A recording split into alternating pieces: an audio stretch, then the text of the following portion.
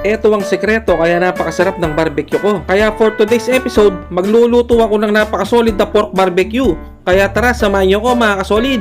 At eto na nga ang binili kong pork kasim sa Pangpang. Iiwain ko lang ito into bite size. At syempre, habang nanonood ka, i-comment mo kung tagasan ka para malaman ko kung saan nakarating ang bidyong to. At tatagain ko lang ng ganyan para kumapit yung lasa sa karne. At sa mga bagong followers dyan, welcome na welcome kayo dito sa aking channel. Yan, ilalagay ko muna dito sa tray. Siguradong napakasolid nito pag naluto. At magre-ready muna ako ng mga ingredients na ilalagay ko. At gagamit din pala ako ng 15 pirasong kalamansi. Start na ako mag-marinate. Naglagay lang ako ng kalamansi juice, bawang at sibuyas, tapos naglagay ako ng asukal. Maglalagay din ako ng pamintang durog at paprika. Kung wala kayong paprika, okay lang mga solid. Maglalagay din ako ng asin at ketchup.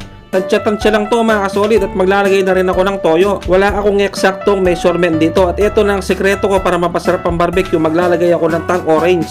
Kung wala naman, pwede din yung royal. At ilalagay ko nga rin pala yung bala ng kalamansi. Nakakatulong kasi ito sa pampabango. At haluhaluin ko na yung mga solid na aromatis gamit ang aking malinis na kamay. At imamarinate ko lang to, siguro bibigyan ko ng isang oras. Pero mas maganda sana kung overnight. At pagkalipas ng isang oras, start na ako magtuhog mga kasolid. Babalikan ko kayo mamaya pag natuhog na lahat. At sobrang maraming salamat sa mga walang sawang sumusubaybay sa aking mga video. Yan, pagkalipas ng ilang minutong pagtutuhog, isasalang ko na mga kasolid. Nagready na ako ng uling at magpapahid ako ng mantika. At syempre, kung nagustuhan mo ang video to, huwag mo naman sanang kalimutang mag-follow, like, and share. Maraming salamat. Sino kaya itong naghihiyaw na to? Napaka-pogi naman, oh. Grabe, usok pa lang. Napakabango na talaga, mga kasolid. At habang naghihiyaw ako, sasalain ko yung pinag-marinate kanina. Iiwalay ko yung nilagay kong sibuyas at bawang. Sakto naman, may tira akong butter. Ito ang gagamitin kong panggisa. Kung wala naman kayong butter, pwede na yung mantika, mga kasolid. Gigisahin ko lang to hanggang sa matusta yung bawang at sibuyas. Tapos ilalagay ko na yung pinaka-sauce niya. At bubuhusan ko rin ito ng slurry, yung pinaghalong cornstarch at tubig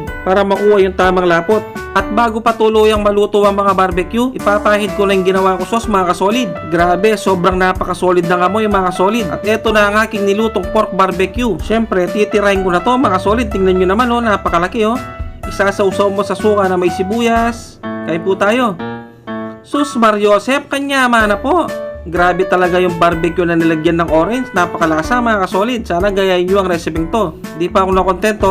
Sasalukin ko yung sibuyas. You know, grabe. Napakasolid ng lasa mga kasolid. Kaya ano pang ginagawa nyo?